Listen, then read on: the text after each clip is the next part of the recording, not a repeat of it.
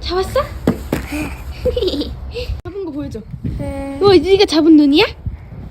우와, 잘 잡았다.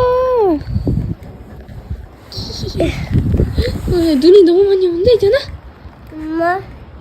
우리 너무 춥지 않아? 집에 갈까? 아니? 아니야? 할렐루야. 2024년 1월 셋째 주 주일 예배에 오신 여러분들 진심으로 사랑하고 환영합니다. 우리 옆에 계신 분하고 인사하시겠습니다. 잘 오셨습니다. 잘 오셨습니다.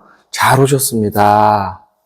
네, 추운 날씨에도 이렇게 예배 사모하여서 이 자리에 오신 여러분들 환영하고 축복합니다. 주님의 큰 은총이 있기를 간절히 소망합니다. 제목 함께 읽어봅니다. 사람을 버리지 말라. 칠거지약이라는 말 들어보셨죠?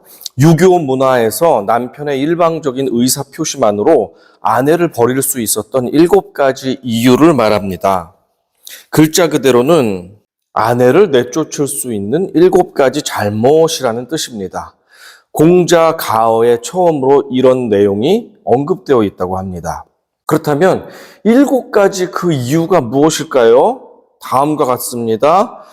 시부모에게 순종하지 않음, 아들이 없음, 음탕함, 질투함, 나쁜 병이 있음, 비방 중상, 도둑질을 함. 이토록 남성 입장에서 주관적이고 이기적인 이유로 남성들이 자기 아내를 헌신짝같이 버릴 수 있는 이유가 이렇게도 많았다는 것입니다. 이 남성 집단의 갑질, 그리고 여인들의 피눈물이 우리 조상들의 실제 이야기였다는 사실이 마음 아프게 합니다. 그래도 다행인 것은 이 3가지 이유로 칠거지약에 해당되는 사람이라 할지라도 이 3가지가 해당되면 그 사람은 공식적으로는 내쫓을 수가 없었다고 합니다. 아마 비공식적으로는 미워하고 내쫓았겠지만 말입니다. 이것을 삼불거라고 하는데 3가지 내용은 다음과 같습니다. 내쫓아도 돌아가 의지할 곳이 없는 경우, 함께 부모님의 3년상을 치른 경우, 그리고 전에 가난하였으나 혼인한 후 부자가 된 경우, 이런 경우에는 공식적으로 내쫓을 수가 없다라고 예외 조항이 되어 있습니다. 자, 다음에는 세종실록에 나와 있는 삼불거가 적용된 실제 사례를 한번 설명해 드리겠습니다. 좌찬성이라는 높은 신분을 가진 양반 이맹균이라는 사람이 있었는데 이맹균의 아내 이씨가 나이가 거의 70살이 되었는데도 불구하고 남편이 계집종을 총애하자 이를 질투하여서 계집종을 움막 속에 가두고 굶기고 학대하다가 굶어 죽게 만든 사건이 발생했습니다. 세종대왕은 사관원에서 이맹균을 탄핵하는 상소를 받고 그를 귀양 보냈습니다. 그러나 그의 부인은 벌하지를 않는 것입니다. 사원부에서는 부인 이씨가 자식도 없고 또 질투가 심하니 칠거지약 중에 2가지나 위반을 했는데 쫓아내야 된다라고 하였습니다. 그런데 세종대왕은 이렇게 판결했습니다. 이씨가 자식도 없고 질투가 심하지만 그럼에도 전에 가난했으나 결혼한 다음에 집안을 일으켜서 부유하게 만들었고 그리고 부인이 남편과 함께 부모님의 3년상을 끝까지 잘 치러냈으니 이 아내는 버릴 수 없다라고 못을 박았다고 합니다. 이렇게 남성들에게는 조금도 따지지 않았고 오로지 여성들에게만 철저히 억압했던 조선시대의 칠거지약과 같은 악법이 예수님 시대의 이스라엘에서도 그대로 전해지고 있었습니다. 다름 아닌 서기관과 바리새인과 같은 이 사람들이 하나님께서 전해주신 그 율법을 자의적으로 해석해서 그렇게 가르쳐 준 것이 문제가 된 것입니다. 예수님은 사람을 합법적으로 버릴 수 있도록 하나님의 율법을 왜곡해서 가르쳐온 율법주의자들의 잘못을 정정해 주기 위해서 오늘 본문을 통해서 말씀을 해주고 계십니다. 31절 같이 읽어봅니다. 또 일러스되 누구든지 아내를 버리려거든 이혼 증서를 줄 것이라 하였으나 몇 주에 걸쳐 들으셔서 아시겠지만 이스라엘 백성들이 율법주의자들에게 들었던 내용은 잘못되었다는 것입니다. 이스라엘 백성들에게 알려진 이 율법의 출처는 신명기 24장에 나와 있는데 같이 읽어보겠습니다. 사람이 아내를 맞이하여 데려온 후에 그에게 수치되는 일이 있음을 발견하고 그를 기뻐하지 아니하면 이혼 증서를 써서 그의 손에 주고 그를 자기 집에서 내보낼 것이요. 하나님께서는 태초부터 사람이 사람을 버리는 행위에 대해서 금지하셨습니다. 특히 남편들의 경우 하나님께서 짝지어 주신 아내를 버리는 행위를 엄격하게 금지하셨습니다.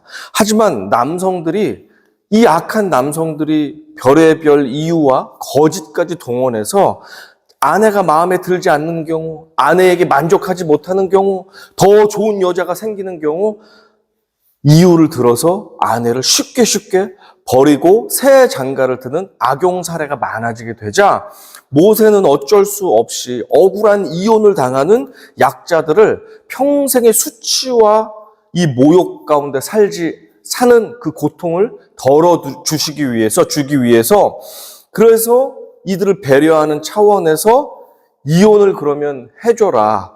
그러나 이혼 증서를 공식적으로 주어서 이 여인들이 불법을 저질러서 쫓겨난 것이 아니다. 합당한 이유로 갈라지게 됐으니까 이 사람에게 이혼 증서를 주어서 다른 사람과 재혼을 허락한다. 라는 증서를 써주라고 율법에 명시를 하신 것입니다.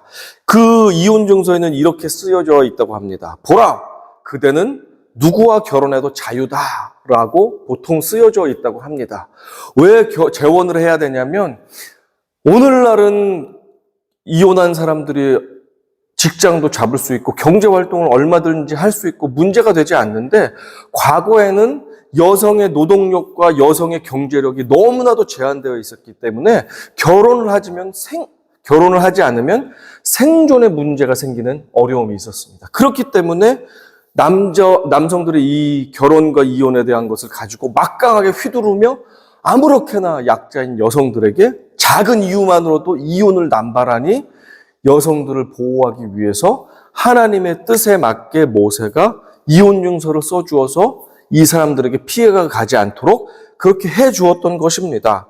하지만 율법주의자들은 이것 봐라, 모세가 하나님이 이혼을 이렇게 쉽게 허락해 준 것이 타당하지 않냐? 율법에 나와 있지 않냐?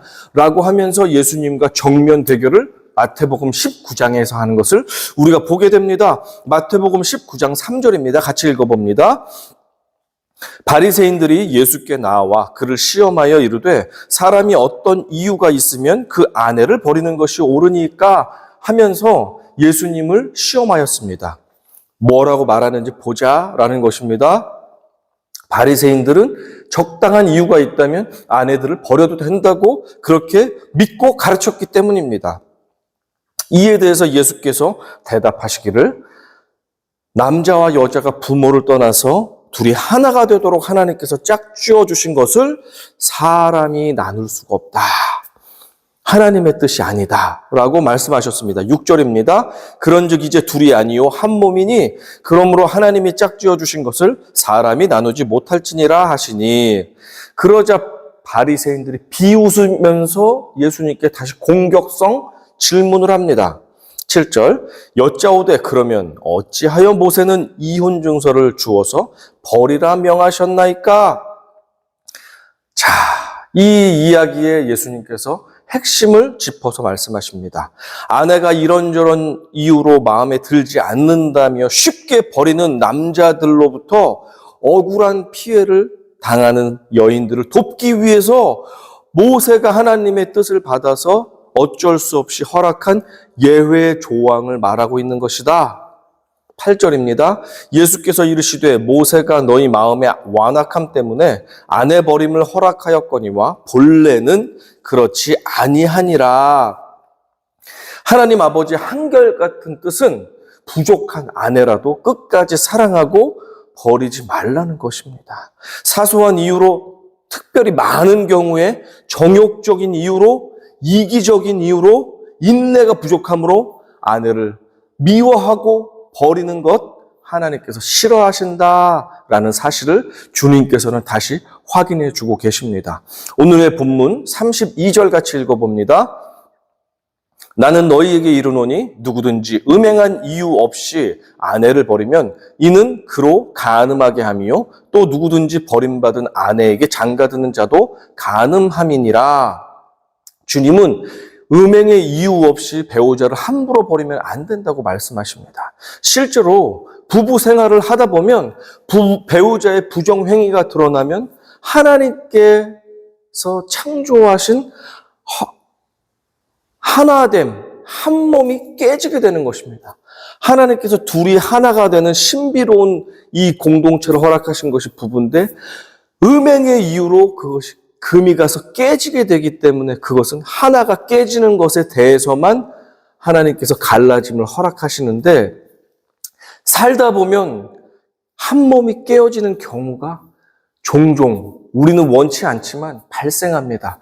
그것을 우리가 손가락질할 수 없고 그것을 비난할 수가 없습니다. 왜냐하면 당사자들이 많이 겪는 고통이 어마어마하기 때문에 그렇습니다.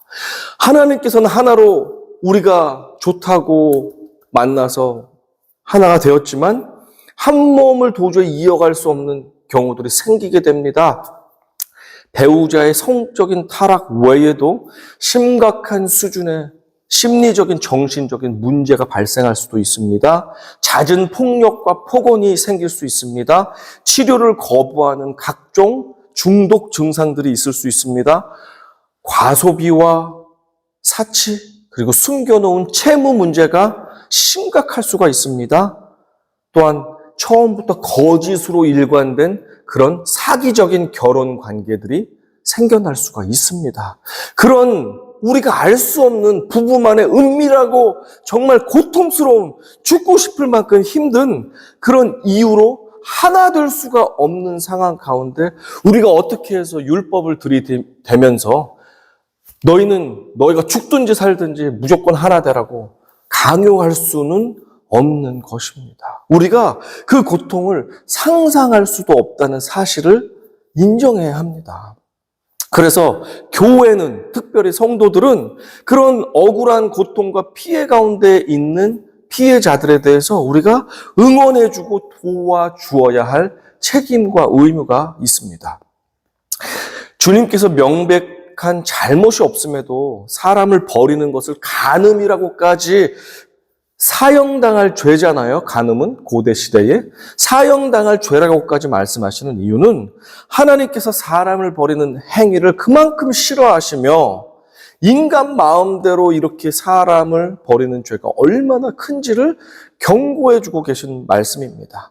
이는 예수님보다 500년 정도 전에 살았던 말라기 선지자 시대 때도 다를 바가 없었습니다. 말라기 2장 16절 말씀 제가 읽어드리겠습니다. 이스라엘의 하나님 여호와가 이르노니 나는 이혼하는 것과 옷으로 학대를 가리는 자를 미워하노라. 만군의 여호와의 말이니라. 그러므로 너희 심령을 삼가 지켜 거짓을 행하지 말지니라. 하나님은 시대를 막론하고 사람이 사람을 버리는 것을 미워하십니다. 오늘 본문에 나와 있듯이 배우자, 특별히 그 당시 완전한 약자였던 아내를 버리는 문제뿐만 아니라 성경은 사람이 사람을 버리는 것에 대해서 직간접적으로 모두 금지하고 있다는 사실을 우리는 알 수 있습니다. 하나님의 말씀을 누구보다 잘 지킨다고 자부했던 바리새인들은 백성들에게 고르반이라는 맹세를 가르쳐 왔습니다. 이 고르반이 무엇입니까? 하나님께 드리기 위해 거룩하게 구별하여 따로 떼어둔 헌물이라는 뜻의 히브리어 코르반의 헬라어로 고쳐 쓴 음역이 바로 고르반입니다. 그런데 구별된 헌물이라는 이 좋은 말이 구약 말기를 지나오면서 무엇이든지 하나님께 드렸다라고 말하기만 하면 사람이 함부로 사용하거나 건드릴 수가 없는 금지와 억제를 위한 맹세의 문구로 사용되기 시작했습니다. 특히 신약시대의 바리새인들은 고르반이라는 맹세를 악용하여 그 맹세한 것이 부모를 부양하는 데 꼭 필요한 것일지라도 고르반이라고 맹세를 해버리면 하나님께도 드리지 않으면서 취소도 하지 않고 그리고 부모에게도 드리지 않고 지가 다 차지 않은 못된 용도로 그렇게 하나님께 하는 맹세를 악용했던 것입니다. 예수님께서는 이 맹세를 악용한 사람들을 가르쳐서 위선자 이렇게 말했습니다. 왜냐하면 정작 하나님의 말씀인 십계명인 부모 공경을 해야 돼서 사용해야 할 물건들을 고르반입니다. 하나님께 드릴 겁니다. 라고 하면서 하나님께도 안 드리고 부모님께도 섬기지를 않는 악인들을 위선자라고 한 것입니다. 이것에 대한 예를 한번 들어보겠습니다.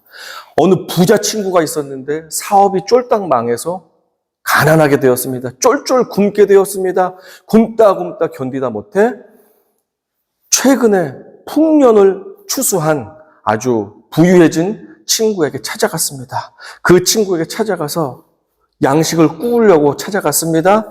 마침 찾아갔더니 마당에 이렇게 쌓아놓은 쌀푸대가 가득하게 있고 창고에도 밀가루 푸대가 이렇게 산같이 쌓여 있습니다.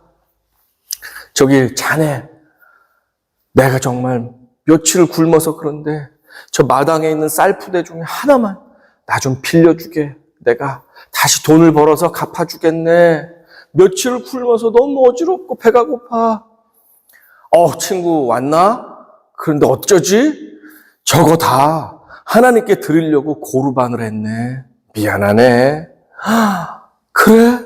그러면 저 창고에 있는 밀가루 한 푸대라도 나 좀 빌려주면 안 되겠나? 애들이 굶고 있는데 내가 너무 괴롭다네. 도와주게. 정말 어쩌지? 나도 도와주고 싶은데 저 창고에 있는 밀가루 푸대도 전부 내가 고르반 하면서 하나님께 드리기로 약속을 했다네. 작정 헌금을 드렸다네. 어쩌지? 미안해. 다른 데 알아봐. 이 친구는 이를 갈며 줄임배를 움켜쥐고 그 친구 집을 나갈 수밖에 없었습니다. 이것이 바로 고르반의 못된 악용인 것입니다. 분명히 하나님께서 나이 든 부모님들은 고대 시대에는 노동력이 없잖아요. 연금도 없고 부모님들은 어떻게 생활할 수가 없기 때문에 자녀들이 반드시 도와야 되었습니다. 그래서 십계명에도 내 부모를 공경하는 것이 가장 첫째 되는 계명이고 약속을 주면서 네가 잘 될 것이다라는 축복을 주셨습니다. 장수할 것이다라는 축복까지 주시면서 부모 공경을 명령하셨는데 하나님께 이거 드립니다. 부모님께 드려야 할 양식과 이불이 있다고 해보세요. 부모님께 드려야 되는데 아까워. 그래서 고르반입니다. 하나님께 작정헌금합니다. 50년 뒤에요.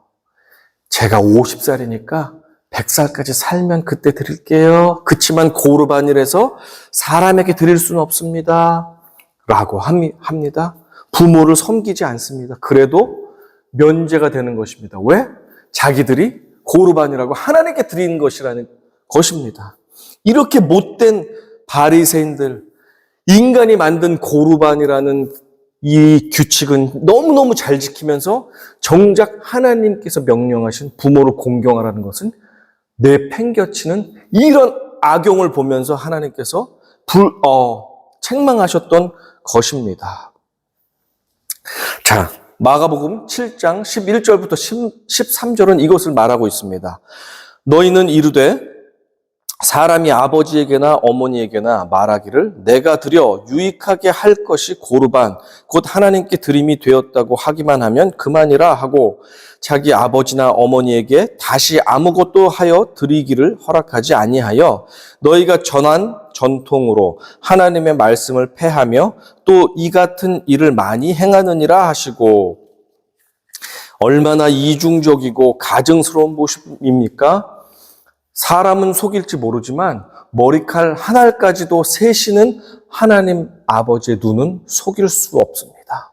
내 부모를 이 핑계 저 핑계 대면서 섬기지 않고 거절하는 것은 결국 하나님 보실 때 사람을 막 버리는 것이나 마찬가지입니다.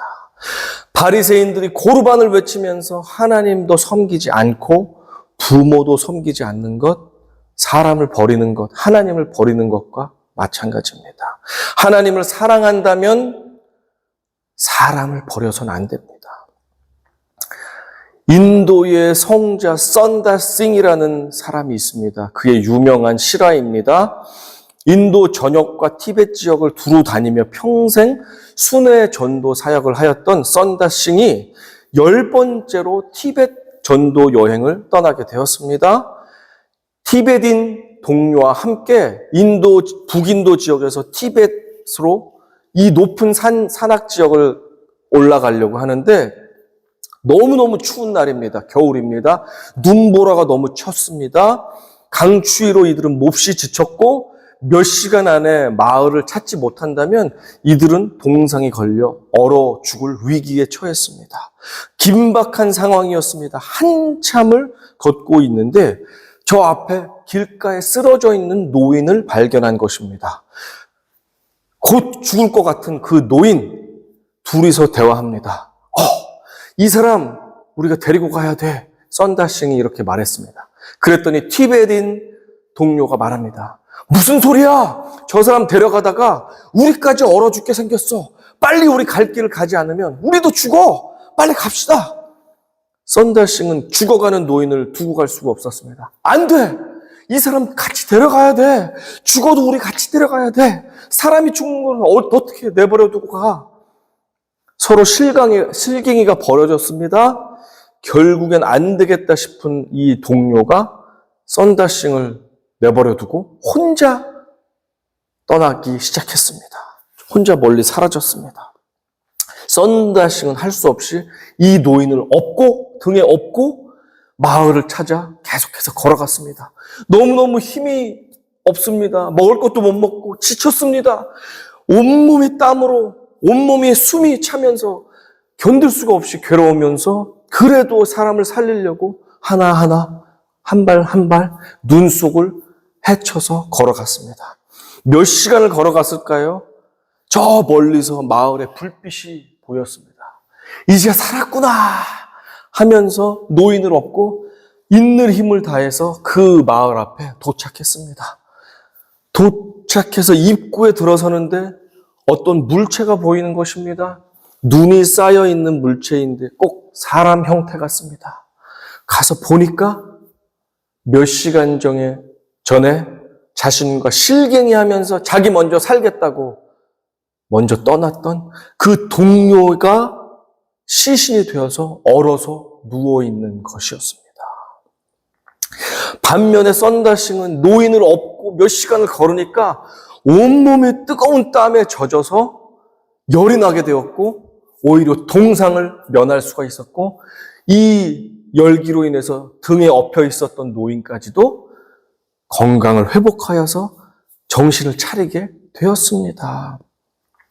상황이 힘들고 마음의 여유가 없어질수록 인간은 이기적이 되어서 다른 사람들은 안중에도 없게 되기가 쉽습니다.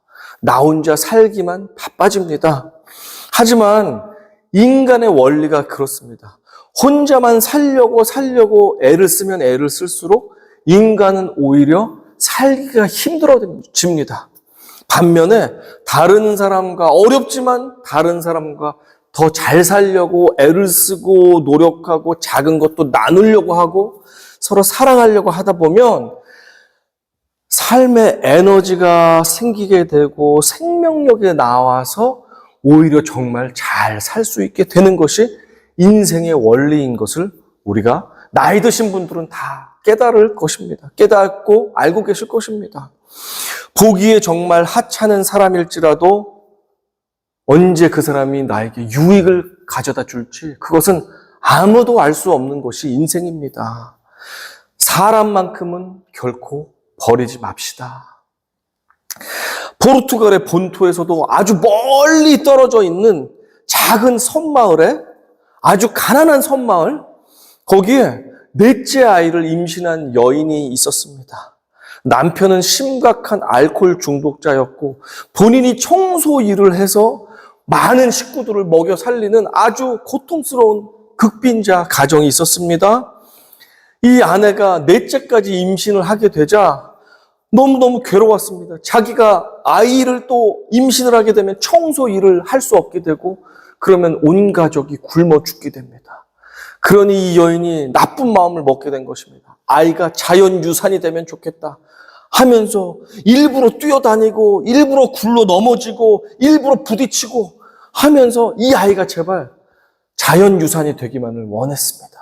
그렇게 시간을 보냈는데 어찌된 일인지 이 엄마의 마음은 모르고 이 뱃속의 아이는 무럭무럭 자라서 출산을 하게 되었습니다. 이 슬픈 마음에 이제 우리 가족은 굶게 생겼구나 하면서 아이를 보는데 눈물이 핑 돌았습니다. 그러나 이 생활력이 강했던 이 엄마는 열심을 다해서 아이를 키우고 가족들을 부양했습니다. 그런데 아이가 너무너무 가난한 집안이지만 축구에 재미를 느끼고 흥미를 보였습니다. 내가 군더라도 너를 축구시켜줄게 하면서 그 동네에서 가장 수업료가 싼 축구클럽에 아이를 들여보냈습니다. 아이는 그곳에서도 가난하다고 왕따를 당하고 조롱을 당했지만 이 아이는 열심히 볼을 찼습니다. 공을 차는 것이 유일한 기쁨이었습니다. 이 아이는 그렇게 자라게 되었는데 중간에 소년 시절에 심장에 이상이 있어서 더 이상 운동하기가 어렵게 되었습니다. 이제 비로소 온 가족이 정신을 차리고 열심히 일을 해서 이 아이를 심장 수술을 하는 비용을 마련해서 심장 수술까지 시켰습니다. 아이는 가족들의 사랑에 힘을 입어서 열심히 축구를 훈련하고 연습했습니다. 점점 좋은 성적을 내었습니다. 결국에는 유명한 팀에 들어가게 되었습니다. 그 사람, 우리 모든 사람이 알고 있는 크리스티아노 호날두라는 축구 선수로 성장하게 되었습니다. 메시와 함께 세계 1, 2위를 다투는 최정상급의 축구 선수 호날두가 그렇게 자라났던 것입니다.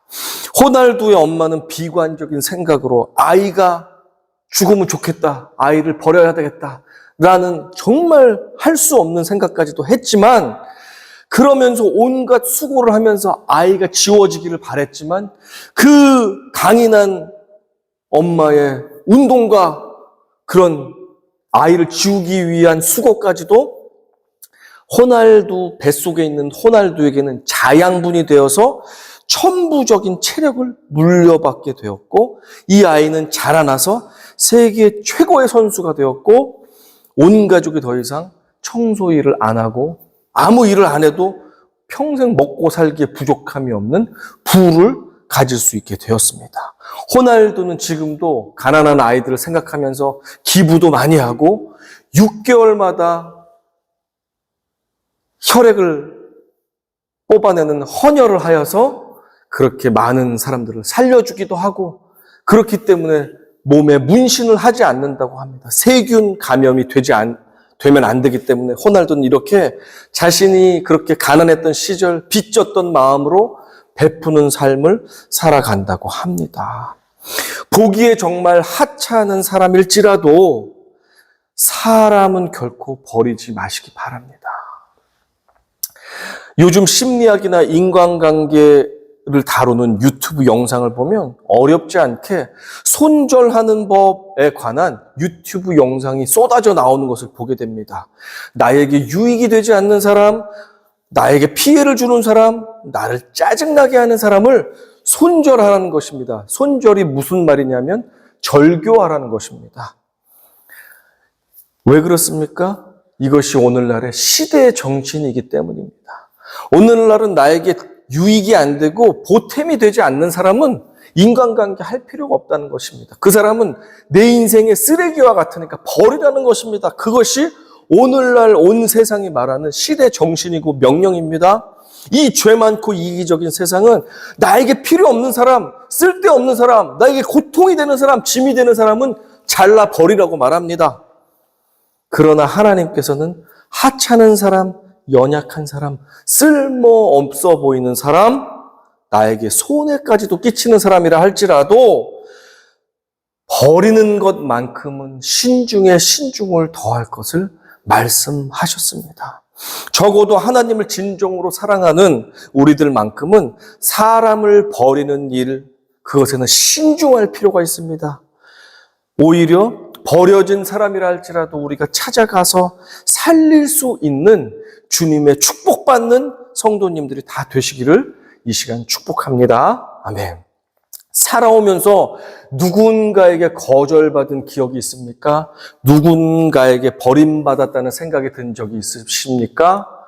얼마나 고통스러운지 모릅니다. 누군가에게 거절당할 때, 누군가에게 외면당할 때, 누군가에게 절교당할 때, 손절당할 때 얼마나 고통스러운지 모릅니다. 그게 부모님, 사랑하는 가족들의 경우 그 평생의 아픔은 이루 말할 수가 없습니다.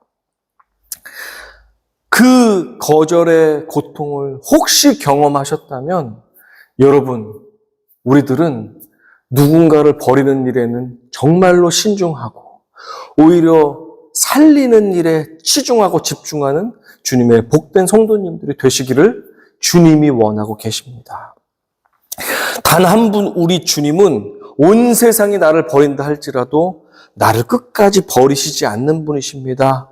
그렇기 때문에 온 세상에서 버림받은 것 같은 나를 주님께서 친히 찾아오셔서 안아주시고 나를 자녀 삼아주시며 나의 죄를 용서해 주시고 우리를 구원의 백성으로 삼아주신 것 잊지 않으시기 바랍니다. 이제 그 사랑을 나도 누군가에게 전할 수 있는 하나님의 살리는 사람들이 되기를 축원합니다. 시편 27편 10절 같이 읽어보겠습니다. 내 부모는 나를 버렸으나 여호와는 나를 영접하시리이다. 그렇습니다. 이 세상 나를 다 버려도 주님만은 나를 버리시지 않는다는 사실을 반드시 기억하시고 힘내시는 우리 성도님들 되시기 바랍니다. 우리만큼은 누군가에게 버려져 이미 차가워질 대로 차가워져 버린 그 한 사람을 기꺼이 찾아가서 그를 품고 다시 뜨거운 예수님의 사랑으로 그를 녹여내어서 살릴 수 있는 살리는 사람들이 되기를 원합니다. 마태복음 25장 40절 마지막으로 읽고 말씀 마치겠습니다. 같이 읽어봅니다. 임금이 대답하여 이르시되 내가 진실로 너희에게 이르노니 너희가 여기 내 형제 중에 지극히 작은 자 하나에게 한 것이 곧 내게 한 것이니라 하시고, 한 영혼을 살리는 우리의 삶에 언젠가 우리도 모르는 사이에 주님께서 우리에게 보낸 가장된 천사들이 있을 것입니다. 천사들을 살리는 사람들이 우리들은 되기를 원합니다. 그리고 언젠가 나도 몰랐는데 네가 나를 살렸구나, 나를 도왔구나 라고 하는 말씀을 듣게 될 것입니다. 가장된 예수님께서 언제 어느 때 우리 가운데 오실지 모르는데 한 영혼을 우리가 대할 때도 예수님 대하듯이 대할 때 우리가 생명을 살리는 일, 천사를 살리는 일, 예수님까지도 살릴 수 있는 귀한 살리는 사역에 쓰임받는 복된 성도님이 될 줄로 믿어 의심치 않습니다. 저와 여러분 하나님의 뜻을 본받아서 사람을 버리는 것이 아니라 사람을 살리는 일에 집중하는 우리 모두가 되기를 주님의 이름으로 축원하며 권면드립니다. 아멘. 우리 들은 말씀을 기억하며 이 시간 함께 기도하겠습니다. 아버지 하나님, 그동안 나에게 불편을 끼쳐왔던 사람들, 나에게 손해를 끼쳤던 사람들, 미워하고 원망하고 관계를 끊고 손절했던 것들 주님 있었다면 용서하여 주시고, 아버지 그를 위해서 오히려 기도하며 하나님의 불쌍히 여기는 한 영혼이 오니 그 영혼까지도 하나님께서 하나님의 방법으로 살려주십시오. 그리고 어려움을 당할 때마다 나에게 고통을 주는 사람들마다, 나를 불편하게 하는 사람마다 거리를 두고 미워하고 그렇게 관계를 단절하는 습관들을 버릴 수 있도록 도와주셔서 이제는 생명 살리는 일을 쓰임받을 수 있게 도와주십시오. 이 내용을 가지고 주여 한번 외치고 통성으로 기도하겠습니다. 주여!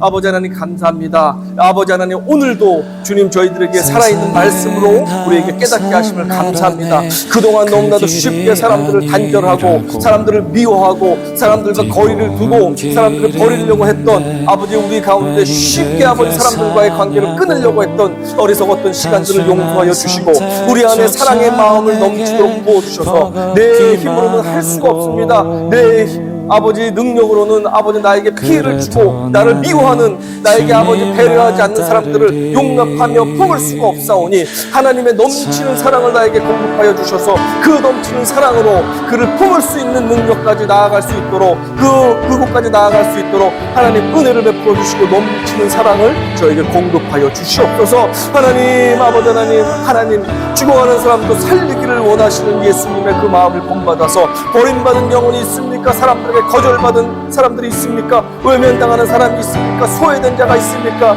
약하고 연약한 자가 있습니까? 아버지 그들을 진짜 마음으로 품고 뜨거운 예수의 피 묻은 사랑으로 아버지 그들을 품고 안을 때에 그들의 차가워진 심령이 녹아지고 그들이 주님께 돌아와 새 생명을 얻는 역사가 우리를 통해 일어날 수 있도록 아버지 사람들을 사랑하고 살릴 수 있는 주님의 복된 사명 감당할 수 있는 우리 모두가 될 수 있도록 도와주시옵소서. 우리 한 번 더 기도합니다. 가지고 오신 기도 제목 위에서 기도해 주시고 특별히 이제 프리미엄 프로세싱을 아버지 진행하고 있습니다. 이제 18일 날 접수가 들어갔습니다. 아버지 몇 주 안에 이 답이 나올 텐데 하나님 가장 선한 길로 역사하시고 응답하여 주시옵소서. 우리 간절하게 우리 가져오신 제목과 프리미엄 프로세싱을 위해서 함께 기도하겠습니다. 주여 아버지 하나님 감사합니다. 이제 프리미엄 프로세스로 아버지 하나님 나아갑니다. 이제 몇 주년 결과가 나올 텐데 하나님 선하게 인도하여 주시고 음성도가 합심하여서 이 일을 위해서 기도할 때 놀라우신 응답이 있을 수 있도록 도우시고 하나님 실족지 않게 하시는 주님 낙심치 않는 아버지 선한 길을 열어주시옵소서. 우리 가운데 육신의 연약함 아버지 질병과 아픔과 마음의 상함과 연약함으로 아버지 고통 가운데 아버지 사업과 아버지 학업과 아버지 가정에서 어려움이 있습니까? 우리 성도님들 한 분 한 분 찾아가셔서 문제의 근원부터 해결하여 주시고 예수님 만져주시고 함께 하여 주셔서 아버지 문제의 원인부터 잘 고쳐나가게 도와주시고 예수의 능력과 예수의 사랑으로 모든 막힌 것들을 뚫려 나아갈 수 있는 역사가 일어나게 도와주셔서 모든 아버지 상한 뼈마디와 모든 심장과 혈액순환과 모든 육신의 질병과 통증들은 녹아지기 원하오니 주님 도우소서. 사라질지어다. 깨끗해질지어다. 하나님 경제적인 문제들은 고침받을지어다. 회복될지어다. 물질이 형통이 열릴지어다. 하나님 학업 가운데 있는 아버지 학생들 주님 지혜 주셔서 아버지 학업에 어렵지 않게 하시고 직장에서 좋은 성과를 낼 수 있게 하시고 모든 사람들을 대할 때 살리는 말 살리는 행동을 할 수 있는 복된 아버지의 성도들이 다 될 수 있도록 도와주시옵소서. 우리가 간구하지 못한 것까지 다 들으시고 응답하시는 주님 감사합니다. 아버지 하나님 감사합니다. 살아오면서 우리에게 손해를 끼치고 우리를 아프게 한 사람들을 우리가 거리를 두고 멀리하고 그들을 미워했던 것 있었다면 용서하여 주시고 그 영혼까지도 하나님께서 찾으시는 잃어버린 하나님의 어린 양인데 하나님 내가 그동안 너무나도 미워만 했고 그를 불쌍히 여기지 못했다면 용서하여 주시고 사람을 살리는 일에 이제는 쓰임받을 수 있도록 도우시고 나의 힘으로는 부족합니다. 주님이 주시는 넘치는 성령의 충만한 능력과 사랑으로 넘쳐 흘러나는 그 사랑으로 연약한 자들을 품고 살리는 도구로 쓰임받게 하여 주시옵소서. 다 간구하지 못한 기도 제목 많습니다. 우리의 만남도 다시 만나게 하실 것 너무나도 기대됩니다. 하나님 신실하게 진실하게 우리의 건강과 학업과 직장과 사업장과 가정에 있는 모든 문제들, 마음에 있는 상처와 아픔들 주님 만져주시고 회복케 하실 것을 기대하오니 주님 이 한 주간도 역사하여 주시고 승리케 하는 저희들 되게 축복하여 주시옵소서. 모든 것 주님께만 올려드립니다. 우리의 간구를 들으시며 우리를 사랑하여 주시는 예수님의 이름으로 간절히 기도드렸사옵나이다. 아멘.